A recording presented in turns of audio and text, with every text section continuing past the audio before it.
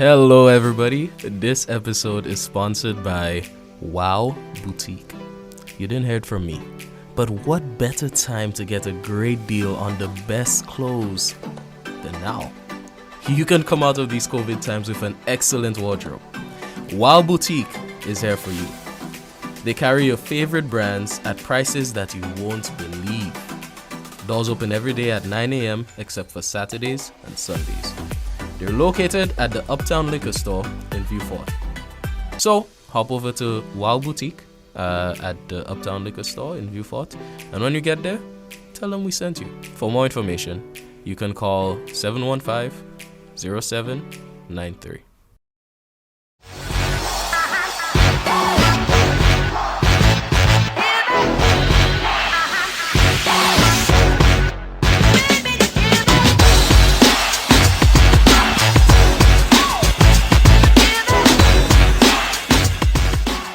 Hello and welcome, everybody. Welcome to another episode of Family Reflections. I'm your host, Keddy Emmanuel. It's good to be back. I missed you guys. Hopefully, y'all missed me. But I'm in here. I'm on the call today with Kevin Mathurin, a past classmate of mine. We were in Form 2 together a long time. Yeah, man. When I had just transferred to Vieux Fort Compre. I didn't do Form 1 at Vieux Fort Compre, and I transferred there. And Kevin was in my class, sitting next to my cousin, Mackerel. Shout out to you, Mackerel, if you're watching. Yeah. And yeah, those were good days, man. How you doing?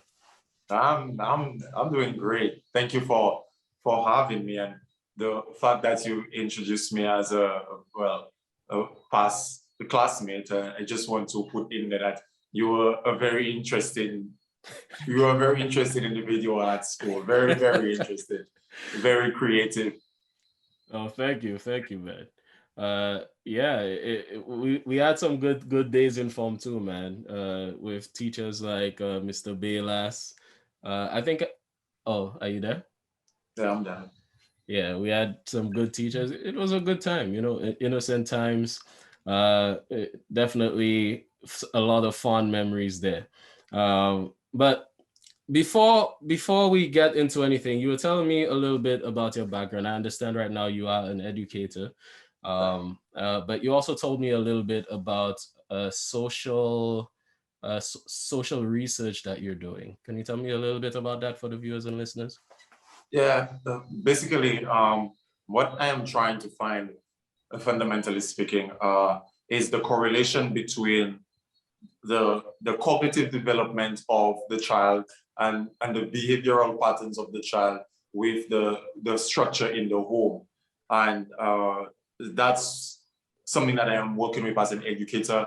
I am trying to find in smaller, in a more interesting way. I am trying to say whether or not the child behavior and the way the child learns is dependent on whether or not there is structure in the home. And what I would define structure as is ordered behavior, ordered routines, which the child would be able to take part in all the time. It's giving the child a form of responsibility, because we understand that Piaget, a very good psychologist, and he has a lot of good. His work is well renowned in educational psychology, and he is saying that what he is saying is that personal responsibility is needed for the growth and development of the child cognitive behavior.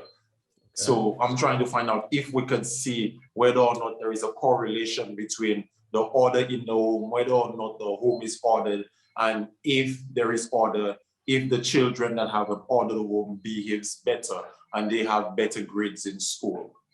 Okay.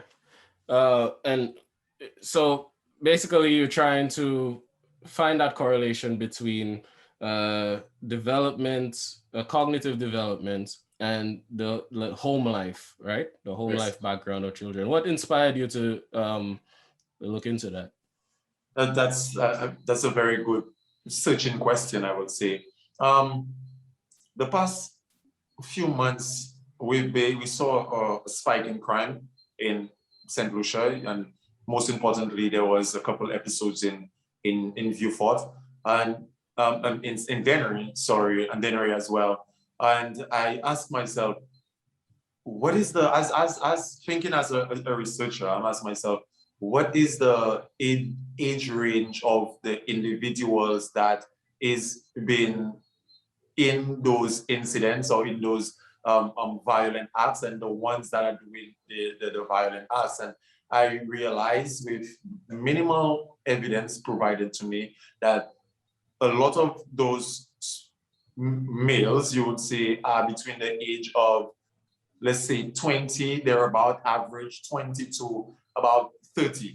So I went on St. Lucia statistical website, and I was looking at the incarcerated males from 1993, 1994, and 1995. And it was very interesting to me that in 1993, and persons can go and check that out, like St. Lucia statistical data, 1993, we had 700 plus males went to prison. 1994, about the same. 1995, about the same. So when I did the maths, I'm saying, okay, from 1993 up to 2021, a child that was born in that time, how old would he be? And the average age of a child born 1993, 1994, 1995 would be among the same range of persons taking part in those violent acts that spiked recently. Yeah. And I'm saying, wow, maybe, and that's me speculating, that's why I'm doing the research. I'm speculating first, I'm asking a question, I'm theorizing whether or not that's what it is. I'm saying maybe the persons that were in prison from 1993 to 1994, 1995, the males, maybe we had homes where the male wasn't, and we know that, and that's something that we've been talking about for a very long time. The males were not present in the lives of those individuals, and maybe that's one of the reasons why they behave the way they do, because as a father would understand, the father would be the one to provide order in the home, and the father would be the one to teach the male how to behave properly, fundamentally speaking. Not saying that it's an impossible task for mother to do, but the father would model how proper behavior would be acted out if he knows how to do that, and he would lead the child in a more ordered way. So I'm saying whether or not, if there is a correlation between the home, if there is order in the home, because that's what education does. People think education is going to the classroom, sitting down and writing a maths paper and doing English and doing all that. There is a latent function of education where you have to get to school on time. One, punctuality. You have to sit down in the class and you have to be obedient. That's another one. You have to go out for break. Break is a specific time, and you have to do your bowels and whatever for break, and then you have to go back and sit in the class. So education is a form of setting structure for the individual to follow patterns, so that this structure, it was theorized that this structure causes the human being to adopt responsibility at an early age, which responsibility is used to harness the cognitive function of the human being. Yeah. So I'm saying, if we can have order in the school, we need to have order in the home, and we need to have order in the community to be able to develop the child holistically, because the school will not be able to do all that by themselves. If the school have order and the child go home and there's no order, we tend to lose what we put in during the 8 hours at the school. Yeah. So basically, you're kind of undoing what was just done at school as soon as the child gets home, right? And I think that's admirable. I think it's commendable that you took the time to go through the data and find that possible correlation, and that you're now taking the initiative to dive deeper and kind of go down the rabbit hole and see exactly what the numbers are really telling us. So yeah, definitely hats off in that respect. What I want to do now, though, is I do want to speak about your book. For the viewers and listeners, very quickly, I do have to tell y'all, if you like this video, if you like Kevin, which I know you already do, go ahead and like, share, and subscribe. Comment to let us know your thoughts about this conversation. We want to hear what you're saying as well. But Kevin, I want you to tell us a little bit about your journey into towards writing this book. How did you get to the point where you decided to write this book entitled Purpose Driven? Am I getting that right? Yeah, the meaning of life is found in the purpose to live. Okay. So go ahead and tell us your story. Well, I don't know if you remember that I played basketball at Beaufort Compre. I definitely remember that. Yes. And I represented the school, under 16, represented the school under 19. After I was done with school basketball, I traveled national. I played nationally. I captained the Denver Dolphins team for a while nationally. I traveled regionally, Windward Islands, St. Vincent, Grenada. I went to Martinique for a little while, and then I played internationally. Cleveland, there was a tournament in Cleveland. I played internationally, so that was I was very passionate about basketball at the time, and this was something that gave me an aim, something to look forward to, something that gave my life meaning.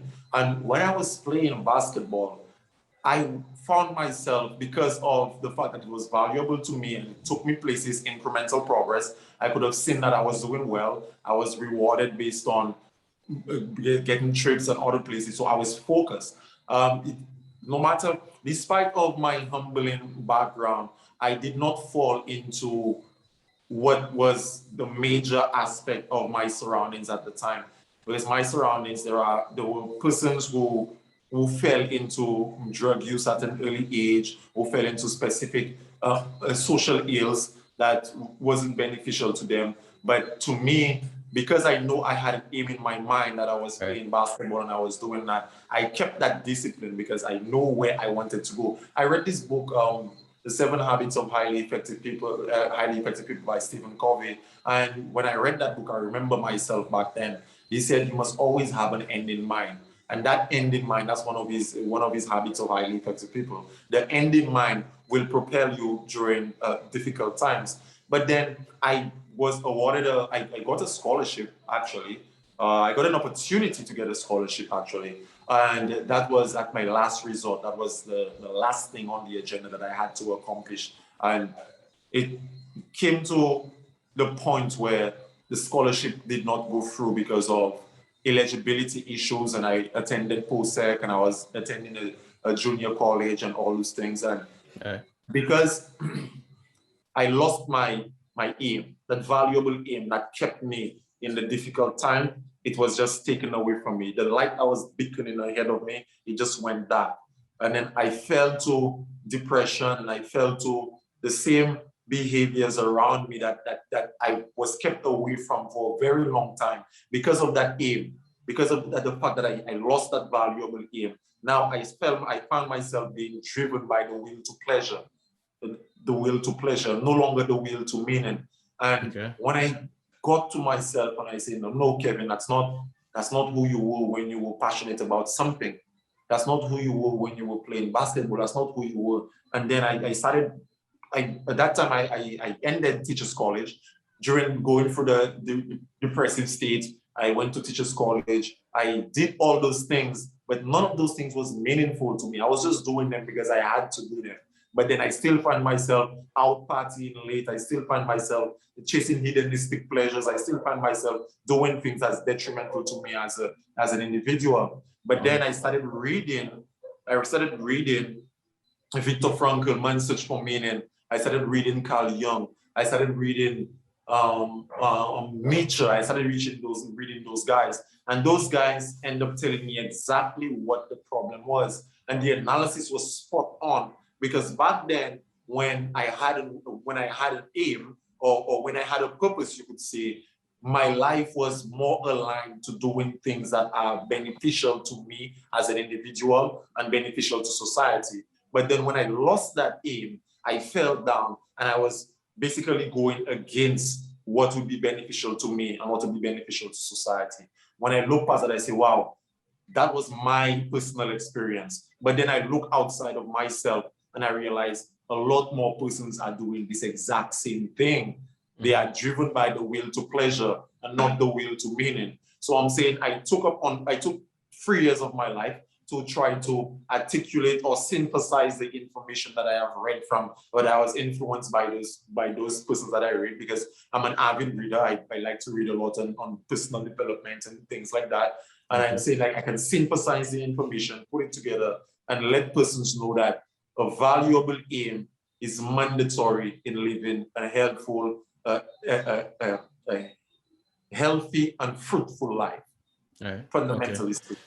So I'm just going to make sure that I have everything you just shared. So in summary, really, you're saying that basketball was your goal. That was your driving force for a while. And yeah, at school, when you were at school, when I was at school, and that gave you a level of focus. It kept you out of trouble. But then, as you know, some things went wrong, and you know, you're now probably at the end of your basketball career, and you realize that, okay, with the absence of basketball and that consolidating focus, you kind of started spiraling a little bit and kind of just being a little aimless. And I think that that's very important, because I think there are a lot of young people like you and myself who in St. Lucia have goals and dreams and aims, and because of the economy or because of socioeconomic circumstances, it's very difficult to get to where they might want to be. And then they find themselves kind of getting distracted. You know, you have a little girlfriend, you start doing a little drug, you know, start drinking a little too much, staying out a little too late, and your life starts to get away from you because you have lost focus. Yeah. Right. And I think your book can really speak to this. Yeah, that's exactly what my book is speaking to. So tell me, did you always aspire to be an author? When we were in Form 2, were you sitting there saying, boy, I can't wait to write a book one of these days? No, and that's the beauty. That's the beauty of having a valuable aim.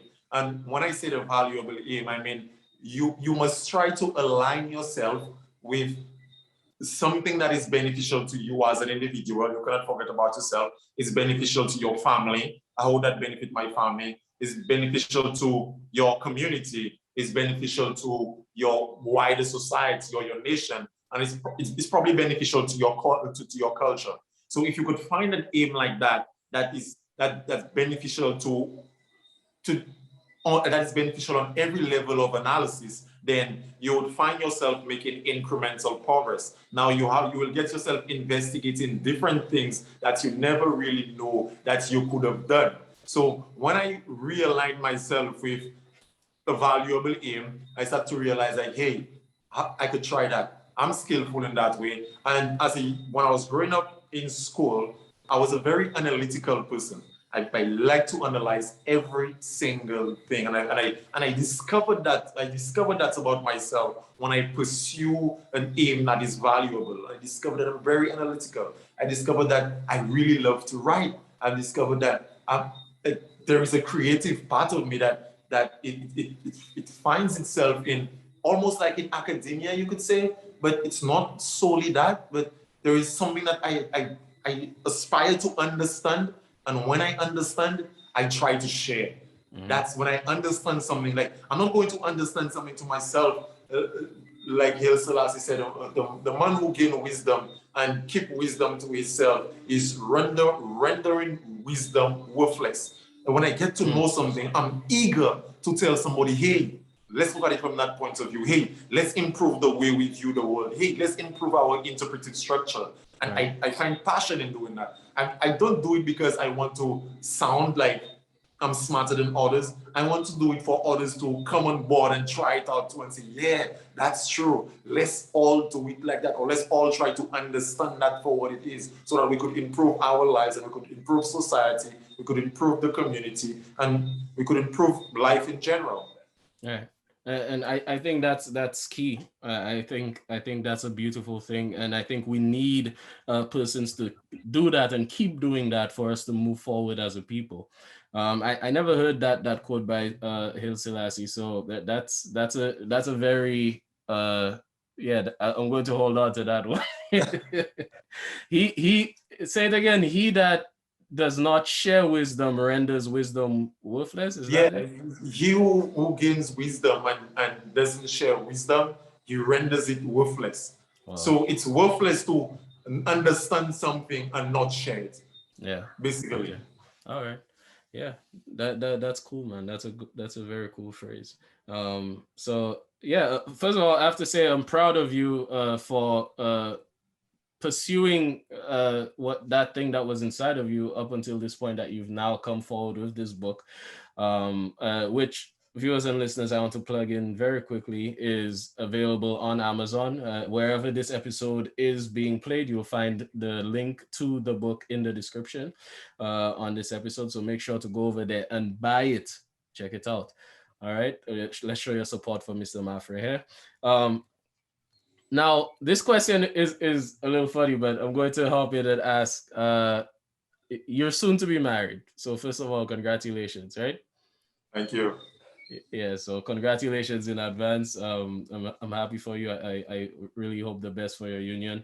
I want to say, how do you envision applying some of the principles from your book to your marriage? We know marriage is not easy. Marriage is Yeah. is a full-time job, and very rewarding also. Like I don't want to paint anything, but it's very rewarding. But it's a challenge, right? It needs your attention. So how do we apply the principles from your book to your upcoming marriage? Yeah.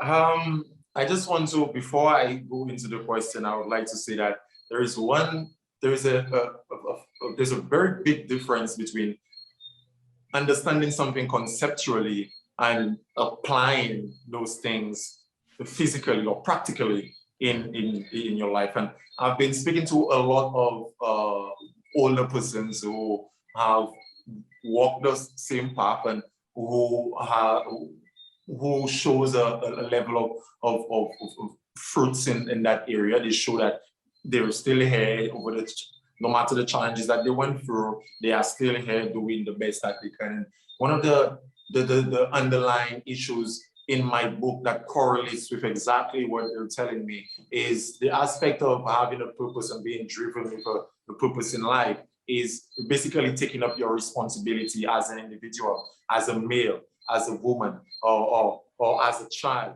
or as different roles. You take up your responsibility, and that's one of the things that, and that's one of the habits that is embedded upon us as human beings to be able to grow and move forward in life, because we are conscious of our actions, we are conscious of what we do, and taking up our responsibility is something that is very important in any relationship you endeavor to have. It could be a job, it could be a partnership. Taking up your responsibility, doing what you have to do, and not going based on how you feel. There's a chapter in my book called Self-Mastery.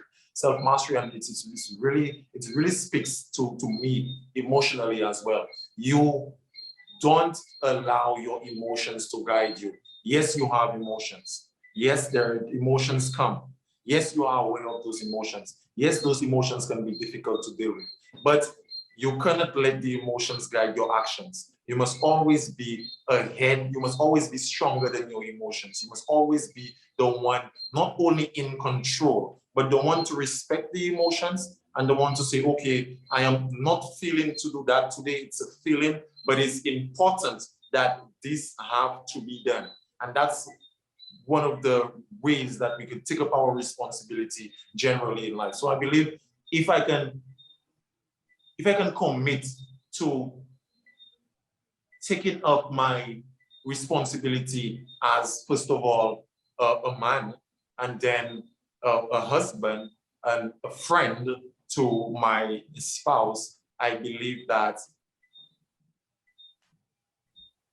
it would be able to guide us through difficult times and provide longevity. Yeah, I think that's a good answer. And I think something that all of us can apply in not only our marital relationships, but all our relationships as well. Um, uh, we we have a past episode with Kina talking about relationship communication and relationships. The one of the most important things in life, and I think anything we can do to equip ourselves to maintain healthy and long-lasting relationships, we should absolutely dive into. Are you planning on writing another book? Is there something else in the wings right now? Something you're working on? I really wanted to, okay, I'm going to talk about it. I'm looking to publish a child's book in September, titled The Purpose of the Giant Magical Pants. It's very interesting read for children. I'm looking to publish this in September, but I'm also looking to continue writing along the lines that I'm writing, that I started writing in the first place. But yes, there's a lot more to come if I'm spared and if I'm graced with more life. I think that I would be able to produce a better work than I did produce with that book, because that's my first one. Like Carl Jung said, the fool is the precursor to the savior. So because if you attend something for the first time, you'll not do it perfectly. It's not going to be the best. You are going to stumble along your first try, and your third try, your fourth try, your fifth try, you are going to get the best when you continue to do what you're doing. So I'm aspiring to write books that when persons read those things, they could have a clearer understanding of, well, not a perfect understanding of life, but a clear understanding of at the point of existence they are in at the time. Now, so I just quickly want to go back to the title, The Purpose of the Giant Magical Pants. Yes. That's a great title. Yeah, like I want to read the book. I want to know what the purpose of the giant magical pants is. That sounds like a great title, man. Definitely. Is it done? Finishing touches. I want to release it for September when school opens. Okay. Yeah, man, folks. So stay tuned for The Purpose of the Giant Magical Pants. I'm looking forward to that. I think that's a great book as well. And I'm guessing that basically it carries a lot of the principles of purpose driven, right? Is that correct? Yes, sir. All right. Now that sounds like a great read, man. So coming out of our line of conversation here, we're going to get a little philosophical, but you're speaking about purpose, right? And it's been my observation that across societies around the world, human beings always stop and ask, why? Why are we here? Why are we doing these things? Why am I here on this planet, having to survive and work and do all these things that I'm doing? Why? And for some people, they find the answer in religion. For some people, they find the answer in material things, and they make their life about acquiring material possessions. Some people use drugs to try to forget the question, and the list just goes on. So what do you think puts that question of why in us? That's a wonderful question, and that's what I was faced with first of all. That's why I'm doing the things that I am doing. It is an okay. Human beings, human beings. That's not fundamentally speaking. That's human beings talking about consciousness. We are the only animal. I could use that term loosely. The only being. I'm not going to say that. The only being on the planet who has self-awareness. We have five gifts that the animals don't have. We have one, self-awareness. We have 2, conscience. We have 3, independent will. We have 4, the desire to set our mind at any end that we would want to get, and we can pursue that. And we have 5, imagination. So since we are aware of our past, we call that psychological time. We are aware of our past, we are aware of our present, and we are aware of our future, right? So at the current point that we are right now, there's always somewhere that we are going. We are going somewhere. And it was Ernest Becker, he's an anthropologist, and he wrote in his book that, and I'm going to summarize that very shortly. He said, human beings, if they do not have an aim, or if they do not have something to work towards, they will all, and he has said it down, they will all just come together and lay down by the rivers of fish and die. Because not only food is not the only thing that human being needs to sustain their life. Human being needs meaning. Human being needs to know that what they are doing, it is not worthless. It is something of some worth, something. So understanding those things, it's meaning and purpose is like an instinct. Just like hunger, you have it's instinct for hunger. You're hungry, you have to. Right. It's driven. Meaning is an instinct.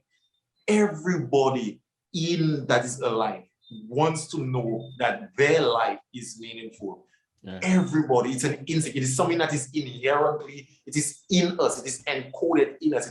It came with us as human beings. We cannot empirically have facts and evidence to show that, but our experience, your experience, everybody's experience that living. Why do you get up and go to work to get food? Why do you? There are certain things that you do. You look at yourself in the mirror. You get dressed. You have relationships. You do all those things. All those things are based on the fact that you are searching for something to satisfy that instinctual desire of meaning, of doing something great with your life. It comes with life. It comes with the territory. Yeah. And what occurred to me while you were breaking that down is that in the case of hunger, when we get hungry, it's because there's food and our body's telling us, hey, I need food. So isn't the fact that we have an inherent need for meaning an indication that there is meaning? I'm going to speak to you about the greatest book I've read in my life, by Viktor Frankl, Man's Search to Meaning. I'm going to give you a little history on who Viktor Frankl is. He's the father of global therapy, and he was imprisoned in a concentration camp in World War II by the German forces. He was a Jew, and basically what he found out, and one of the things that he said in his book, he said, between stimulus and response, there's a space. In that space is my ability to choose my response. In my response comes my power and my freedom. Basically what he's trying to say, that we human beings, we have the free will to choose how we behave in whatever circumstances that is given to us. So we are not deterministic. There is something inside of us that can choose between the instincts. There's something between us, like when instinct comes, the stimulus on the outside, when the stimulus comes, and the instinct is the immediate behavior. So when you see something on the outside of you, your first action to act on that thing is the instinctual behavior that comes with being human, with being a human. But the conscious awareness of that instinct and the stimulus, and being able to choose how you respond to that instinct above, to that stimulus above the instinct, is something only the human being can do. So if every time the human now chooses one thing over the other, that's automatically saying what you choose over the other thing, it's more valuable than the other thing, and it is more important, and this gives you meaning. So your fact to choose one over the other shows that one is better than the other, because you're choosing. And if you're choosing, and that's fundamentally the foundation of ethical suppositions or of ethics and morality. Always choose what is right. And how do you know what is right? What is right is embedded in what provides a behavior that causes life to be sustainable. Right. Yeah. And what really grabbed me there as well is this ties into a past episode, folks, with Miss Janie. If you've been following the show, I spoke to Miss Janie not too long ago about conflict management, and we were speaking about this example, and she said that if somebody walks over, because I was giving her this example of, okay, you're in a session, you're in a party, and you're dancing with a girl, right? And some guy walks over, pushes you off, sucks his teeth, treating you like a puppy show, right? And then he starts dancing with the girl. And now you as a man, you feel disrespected. You feel like, you've been confronted and disrespected. And most people will say, I have to do this. I have to react. I have to do something with Missy. And Missy think he can disrespect me and all these things. But in reality, you have a choice. In that moment, you have a choice. And even with people that, let's say somebody steps on your toe, we like to say, oh, the person made me vex. The person made me vex. The person made me upset. You choose to be vexed. No, you chose to be vexed. And that's I think once you understand that, once you have a full strong grasp of that, you are now well positioned to build your, what I like to call, emotional intelligence, and really build your grasp of yourself. Because you look at, there was an incident in there so not too long ago, I think maybe last week, or 2 weeks ago, where two cousins, a first cousin, and his cousin, the guy was by the river washing his clothes, and his own first cousin came up behind him, killed him. And now that family has lost double. They lost two sons because one is going to jail for the rest of his life, the other one is dead, right? And I can guarantee you, there is nothing that was worth that response. There are no winners in that situation. You're right. And if that person holding the cutlass or holding the knife, whatever he used to attack his cousin, if in that moment he just stopped and made a decision, made a choice that was different, he would have saved two lives, both the life of the person that he killed and his own life. So this is important stuff, man. This is very, very, very important stuff, and it has lasting consequences for people. Yes. Yeah. So, yeah, I just got a little sad even talking about that. But I'm sorry about that. But it's real, But tell me, just going back to the process of authoring a book, because a lot of people, don't really know what it's like going through that process. You have an idea, you feel driven to put a pen to paper, but how do you actually go about doing it? It depends on the genre. It depends on your aim for writing. It depends on many variables you have to take into consideration.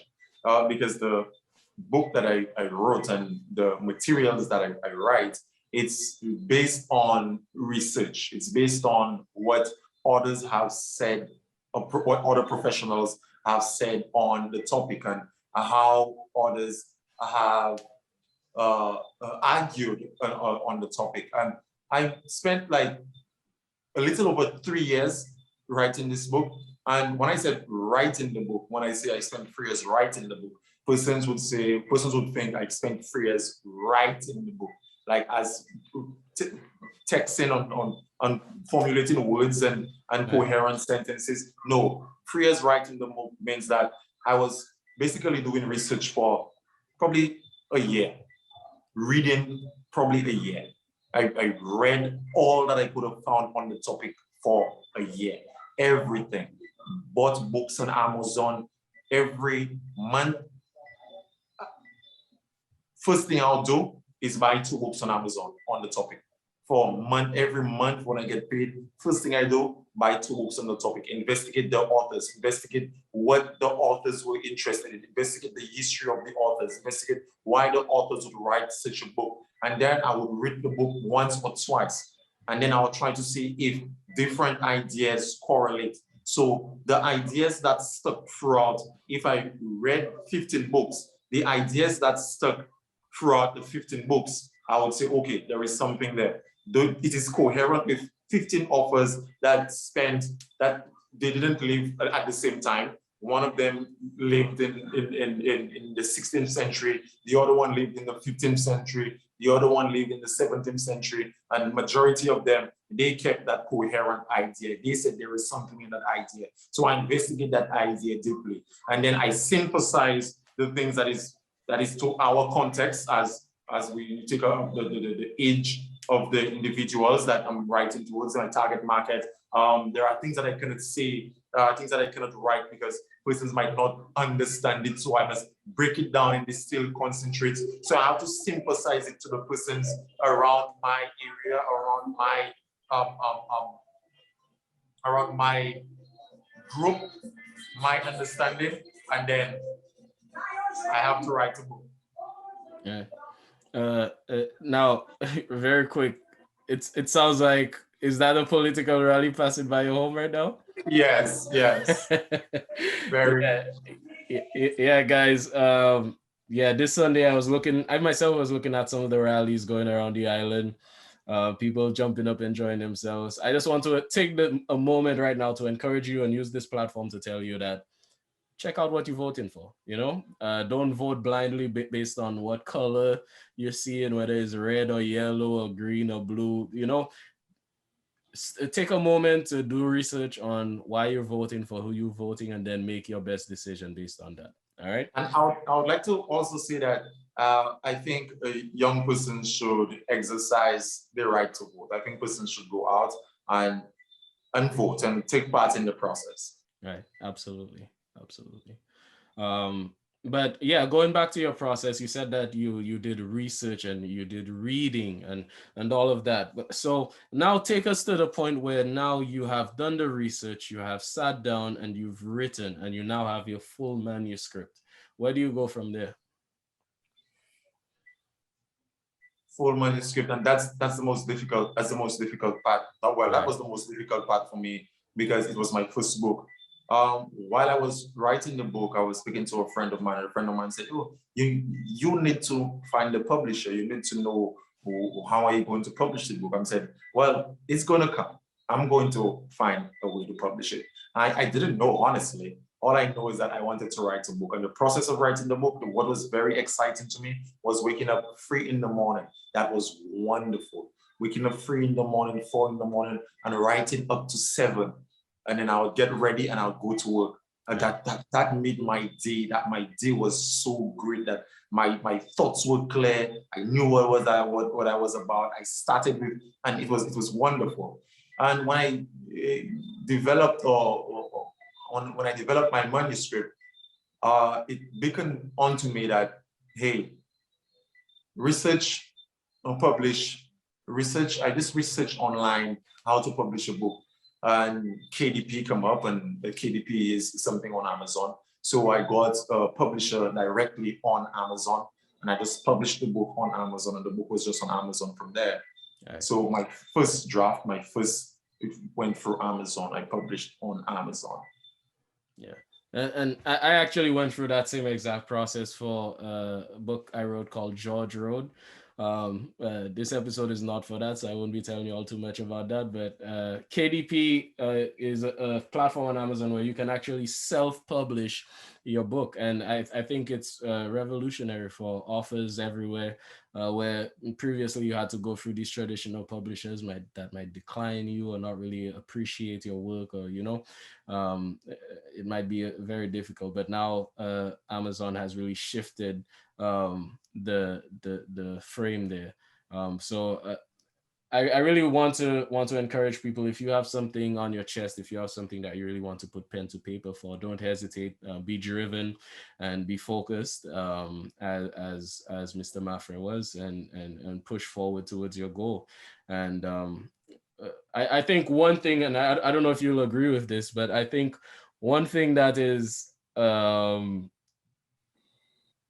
I think what for me was the most difficult was, there comes a point in writing where it's easy to just kind of slowly fade away.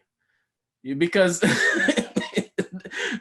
staying focused for the length of a book, so staying focused on writing, let's say 60,000 words, as much as you might have a lot to say, you're not going to sit down and write the whole thing in one day, right? No. So having the discipline to come back to it and sit down and say, okay, let's get this done. Let's get this done. I think that's where reading comes into play, because when you, and right now I'm reading a lot right now because I'm doing my degree in psychology with UWE. So I'm both reading for UWE and I'm reading my own thing. So when I'm done here, when I'm done with these things, I have enough to say. So when I sit down to write, I never have enough time to write. I don't know if I experienced any severe writer's block. I don't think I did, because stuff always came up. Stuff always came up. The neurons keep firing. It keep connecting sentences. It can keep connecting words. It keep, just because I read all what there is to read around the idea. So, and the mind is a powerful thing. The mind is very powerful. I don't think we understand how powerful our mind is. If you surround your mind with something for a very long time, there's the unconscious, the personal unconscious part about you, what Carl Jung called the personal unconscious, is that it's like you're downloading stuff into you. That's why the music we listen to is very important. That's why everything that you listen to and watch is very important. Your diet is not only the food you put in your mouth and eat. The diet is what you see, what you hear, what you put your focus on, because you have a recorder that's always recording, always recording, always recording. So if you're always recording something deliberately into the unconscious, now when you come to put it on paper, when you come to say it, it's going to just give you stuff to see, give you stuff to see. And it's part of the creative process that, but I don't think we have, as human beings, have come to understand objectively. It is something that is just it's almost found in inspiration, you could say. It's almost defined as inspiration. It's something that just gives you info. It just gives you, and you just rush to put it down on paper. And one of my process that I find that's wonderful, I have pieces of paper all over, like here. I have these things here, pieces of papers like this all over the house. This is all over the house when I'm writing. These things are all over the house. And when something come to me, I would rush, get a paper and write it down. Rush, get a paper and write it down. Sometimes I'm cooking, I'm dropping everything, I'm rushing just to get a paper to write something down. So something came to my awareness. I connected a point, just rush to write it down. And then I come together at one sitting and I amalgamate all what that came to me during the day or during the night, and it's a wonderful process. Yeah. And I think an important thing to grab there is you stop and write it down, right? So folks, I don't know if you follow us. Sometimes we make some comedy sketches, and sometimes we have these little skits that we do every now and again. And in some of them, we actually have some messages if you're paying attention. But a lot of the ideas for those things might come to me when I'm driving, or I might be talking to my mother or sister at some point, and somebody says something, I'm like, yo, we should do that, you know? But what is important there for me is I always stop. I have a little note app on my phone. I have a little something on my phone. I just quickly whip out my phone and I just write maybe one sentence or just a few words to capture the idea. Because if you don't write it down, you lose it, right? As powerful as our mind is, it's always getting rid of extra space, you know. So and that's and the fact that I experienced what you said, there's so much That's why I tend to have those things. I develop the habit of having writing material around the house because I have lost so many great things that came to my awareness. And I say, okay, yes, that's nice. I'm going to leave it there. I will remember it later. And I was dead wrong. I didn't remember it for the life of you. I never did remember it. It never came again. So I say, no, that's not going to happen. I'm losing too many great things that I really need to put on paper. So I just keep writing it. When it comes to me, whatever I'm doing, if I'm washing, if I'm cooking, whatever I'm doing, I drop that, then I go and write it. Yeah, man. And not only with capturing ideas is writing stuff down useful, but it's also useful for pursuing goals and getting things done as well. So oftentimes you might have a really grand goal and you're not really sure how you're going to make it happen yet. But I guarantee you, if you take these baby steps, if you just write down, okay, I know I want to build a stadium. Right? So at first, that goal just sounds ridiculous, you know? But for me, and I'm just telling you all, for me, I didn't write a book called Purpose Driven, but I'm just sharing some helpful things. For me, if I had that goal, I would start by saying, okay, the first thing I need to do is seek funding, right? And then you start breaking that down. How can I get funding? Okay, can I speak to a venture capitalist? Can I send an email to a government official? Can I do this? Can I do that? And as soon as you start writing those things down, now you have wheels turning, and you have something. You're starting to build momentum towards your goal, and I think that's very useful. And you said you think. That's one of the things that we have not come to understand consciously. Yeah. We go to university, we go to school, they ask us to write. They ask us to write an assignment. They ask us to write something. They ask us to write an essay. But we never ask ourselves, what is the motive for writing? What is writing helping us with? Think about it for a minute. What is writing helping you with? But you explained it. Writing helps you think. Right. That's what it does. It helps you to think and to think well. If you could write coherently, that means your and that's what I said earlier. When I write in the morning and I go to school, my thought processes are clear. I know how to think. I pay attention to detail. I analyze, I synthesize, because that's what writing does. If somebody cannot think properly, they'll not be able to write properly. If you can think well, you write well, because you investigate every variable. You analyze every situation. Like you said, a perfect example. If you're going to write down how to build a stadium, you're not just going to say, okay, then hire the builders. No, that makes no sense. Something comes before that. Then you have to ask yourself, what comes before that? Oh yes, I need something that is fundamental, the funding. Oh yes, where do I get the funding? Now you're starting to think. That's thinking.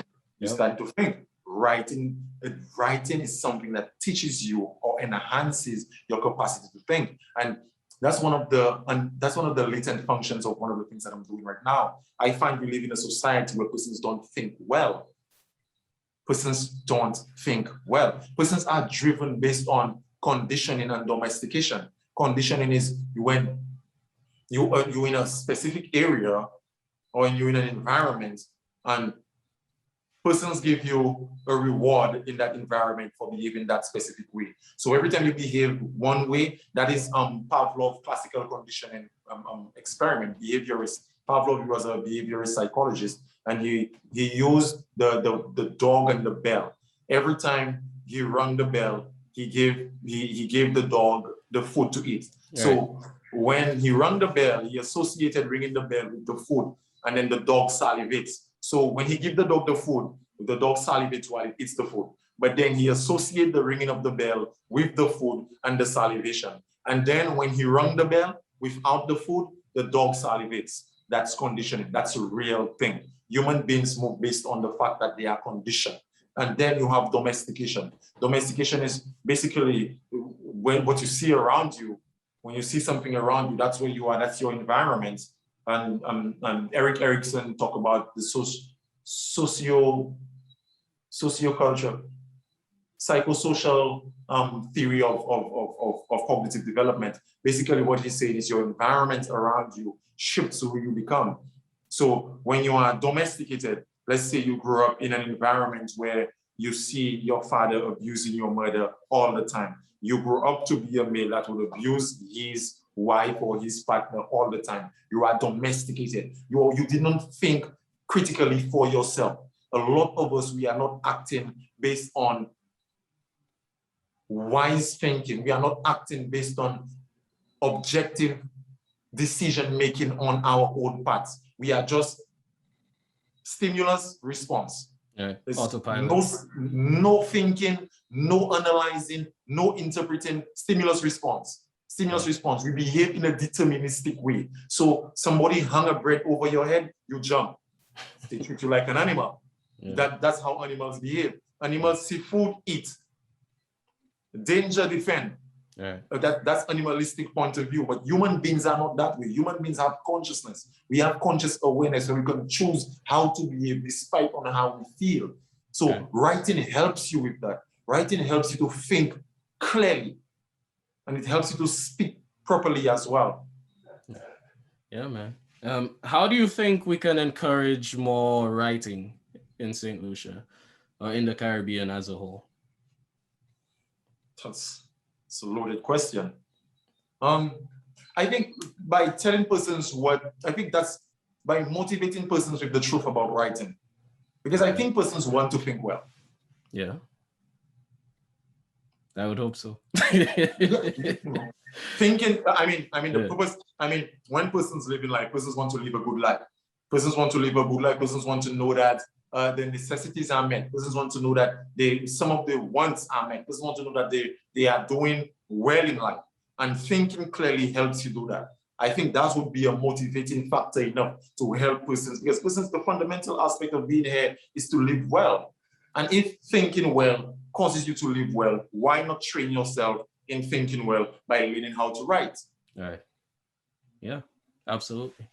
And I really want to take a moment to commend all the educators, all the teachers who take the time and have the patience to sit with our young ones to teach them how to read, teach them how to write, and how to express themselves effectively.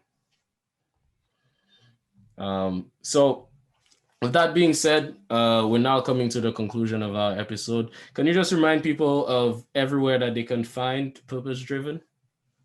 Purpose Driven.